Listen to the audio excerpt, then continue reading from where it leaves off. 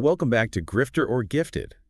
Today we're diving deep into the world of Sam Bankman-Fried. SBF. Yeah, exactly. SBF, the guy everyone was calling the next Warren Buffett. King of crypto. Until it all just vanished overnight. It really did just disappear practically overnight. Leaving millions of customers high and dry. Yeah, and facing decades in prison now, too. It's just crazy. So was he a visionary who just gambled and lost big, or was there something more going on? Right. Like, was he actually trying to change the world, or was that just a total act? That's what we're going to try to figure out. Exactly. Was he grifter or gifted? I mean, to really understand it, we have to understand SBF, the guy. Yeah, the man, the myth. The enigma. Yeah, exactly. And we've got a ton to go through: court documents, news reports, financial analyses. Yeah, let's dive in. So to start off, Bankman-Fried didn't exactly come from nothing. No, not at all. He came from privilege. Both his parents were professors at Stanford Law. Wow, both of them. Yeah, Stanford Law School. So definitely an environment that valued achievement and academics. And he definitely lived up to that. Went to MIT. Another breeding ground for brilliant minds. And even there, he stood out. He did. He lived in this co-ed group house called Epsilon Theta. I read about that they were all about utilitarianism and effective altruism, right? Yeah, that's important, actually, because those ideas become super central to Bankman-Fried's whole image later on.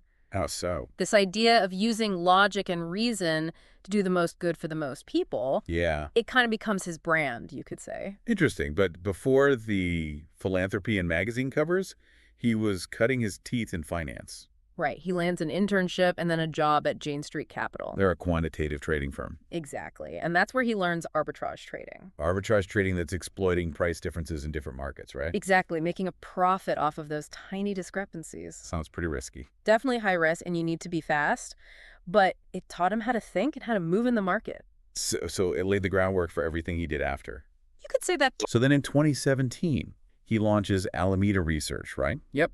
A trading firm all about digital assets. And just 2 years later, FTX is born. His cryptocurrency derivatives exchange. And that's when things go crazy. The growth of FTX was phenomenal, really. One of the biggest crypto exchanges in the world, just like that. It happened so fast. Suddenly, he's this global figure, this crypto wonderkin in his 20s. Everyone's comparing him to Warren Buffett. Exactly. And he really cultivates this very specific image. Oh, yeah. The messy genius in a t-shirt and shorts. Yeah. Playing video games while he's doing interviews. Even meeting with world leaders dressed like that. He's not your typical Wall Street guy at all. Definitely projecting a different image. Someone who's not in it for the money. Someone who wants to make the world a better place. Right, and that ties back to the effective altruism thing. Totally. He starts donating massive amounts of money to all kinds of causes. Political campaigns, pandemic prevention. It really ran the gamut. He becomes the poster child for a whole new kind of philanthropy. But behind the scenes, a totally different story was unfolding. And that's where things get really interesting. Yeah, let's talk about the collapse of FTX. Late 2022, the cracks start to show. Rumors about financial problems start swirling, and then it all unravels so fast. He was insane. It started with a report from CoinDesk. I remember that. Yeah, they revealed that a huge chunk of Alameda's balance sheet was FTT.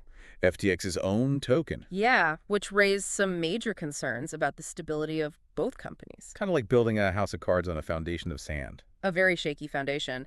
And then Changpeng Zhao, the CEO of Binance. That's their competitor, right? Right. He announces he's selling off all his FTT holdings. That was the trigger. That's when the panic really set in. Everyone rushes to withdraw their money from FTX. But there's not enough to go around. Classic bank run. But in the crypto world. And it all happens in like a week. It was so fast. FTX declares bankruptcy. Millions of customers are locked out. Total meltdown.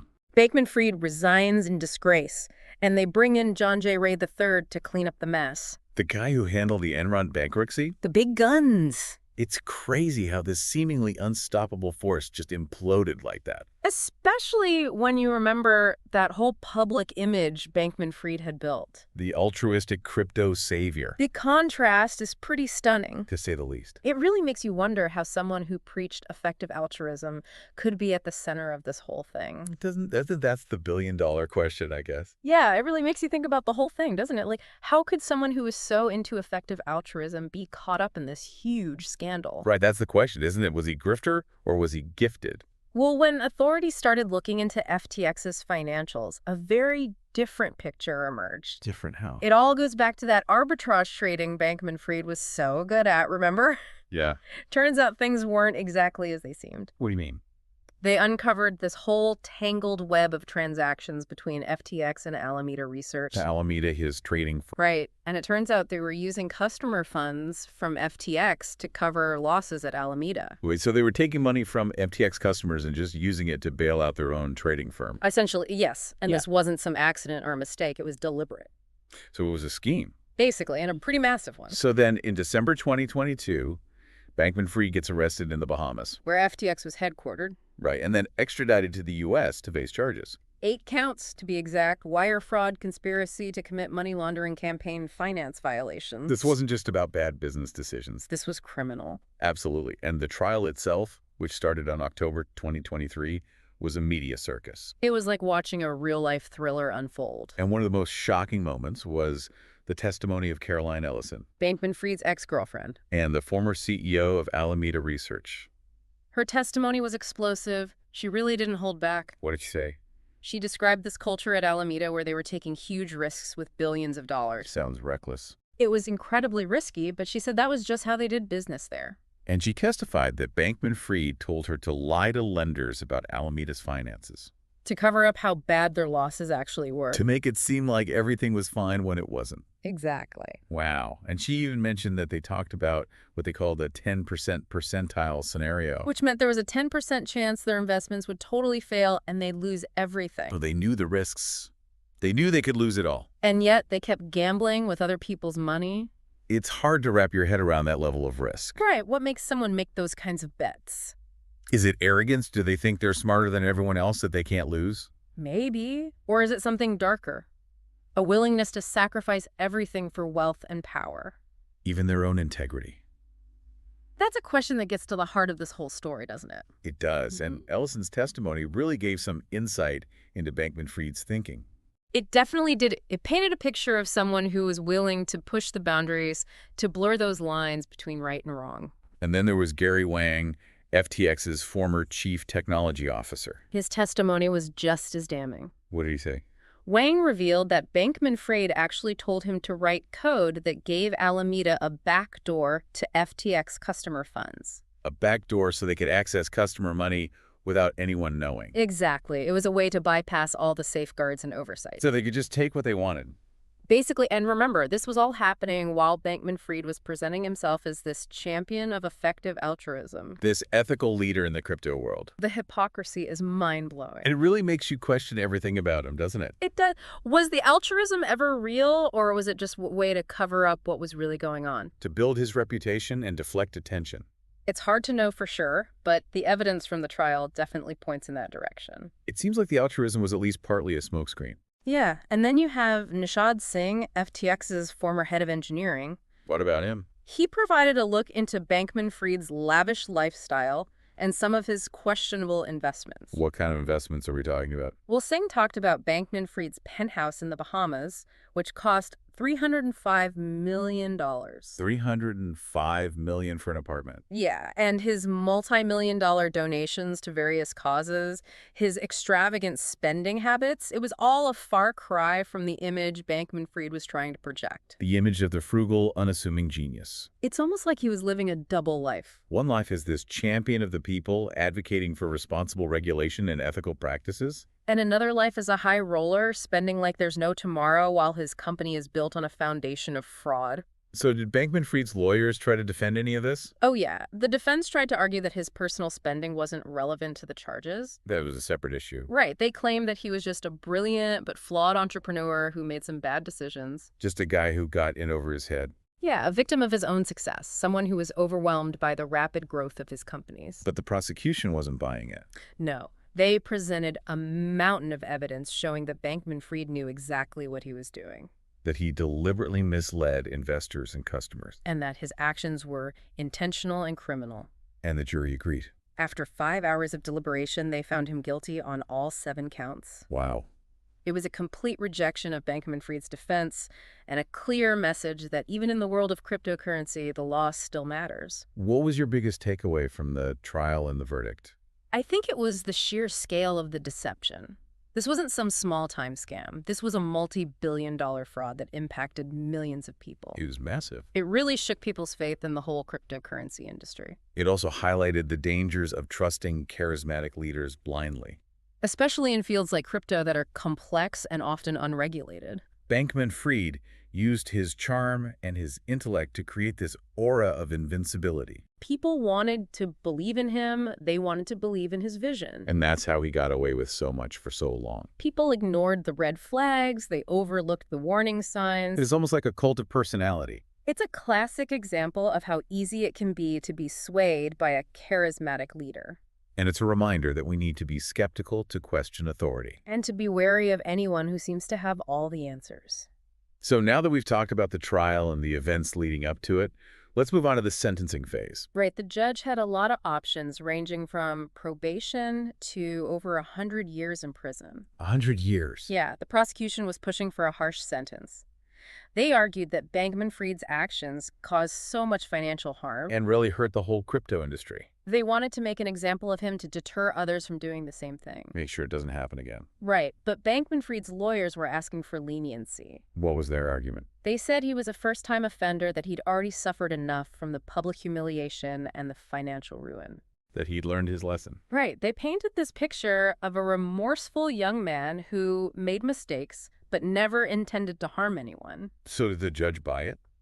Not really. He saw right through it. He saw the facade. Exactly. And he sentenced Bankman-Fried to 25 years in prison. 25 years. A serious sentence that shows just how serious his crimes were. The judge called Bankman-Fried's actions fraud of epic proportions. And he said that Bankman-Fried showed no remorse for what he did. Right. Bankman-Fried was visibly shocked when he heard the sentence. He spoke to the court briefly, said he regretted making mistakes. But still claiming he never intended to defraud anyone. Right, but the judge rejected that argument. He said Bankman-Fried's actions were deliberate and calculated. Not just poor judgment or bad management. The judge literally said he knew it was criminal. Wow, powerful words. It underlined the severity of what Bankman-Fried had done, and the judge also pointed out that Bankman-Fried hadn't shown any real remorse. Just regret for getting caught. He said that Bankman-Fried had perpetrated a fraud of epic proportions, and that his actions had undermined trust in the system. Those are some serious words. It was a reminder that actions have consequences and that no one is above the law, no matter how wealthy or powerful they are. Yeah, it's a tough lesson, isn't it? You have this guy so young, so charismatic, built this whole empire on innovation and doing good, and then boom, it all falls apart because of lies and fraud. It really makes you question what success even means, right? He had it all, the wealth, the fame, the influence. He was the golden boy of the tech world, but it was all fake. Makes you wonder how it could even happen. How could someone so smart, so seemingly well-intentioned, make such terrible choices? Yeah. Was there a point where his ambition turned criminal, or was it always an act? Was he always a grifter? I think people will be debating those questions for years to come, but one thing's for sure, Bankman-Fried's story is a warning. About what? About the allure of money, the danger of unchecked ambition. It's like a reminder that you can't always judge a book by its cover. Even the brightest minds can get corrupted. By greed and power. Exactly, and that's a scary thought. It is so. How do we navigate this world where charisma and controversy are so intertwined? Yeah. How do we tell the real visionaries from the con artists, the people who want to change things, from the ones who just want to get ahead? Especially in today's world with so much information and social media, it's hard to know what's real and what's not. It is. There's so much noise, so much spin. It's designed to manipulate us, to influence what we think and what we do. So how do we fight back? How do we develop those critical thinking skills to see through it all? Well, I think it starts with being skeptical. Don't just accept things at face value. Question everything. Exactly. Do your research, look for evidence to back up the claims, and most importantly, trust your gut. If something feels off. It probably is. Especially when it comes to money. Oh, definitely. Especially with financial news, you have to be extra careful, and that goes double for the crypto world. It's still so new and complicated. Yeah, it's like the Wild West out there, full of opportunities, but also full of risks. And scams. For sure. So before you invest in any cryptocurrency or any project, do your research, understand the technology, the team behind it, the risks involved. Don't just jump in because everyone else is. No, don't let FOMO lead you astray. If something sounds too good to be true. It probably is. Always a good reminder. And be wary of anyone who guarantees returns or pressures you to make a quick decision. Investing should be a thoughtful process. Not an impulse. Yeah, you need to think it through. So the FTX collapse obviously had a huge impact on the crypto world. People lost a lot of money, and trust in the industry took a big hit. Absolutely. And it led to a lot of calls for more regulation and oversight. Do you think that'll change the future of crypto? I think it's inevitable, actually. I think we're going to see a move toward more transparency, more accountability. Regulators are paying attention, and investors are demanding more protection. So it could end up being a good thing in the long run.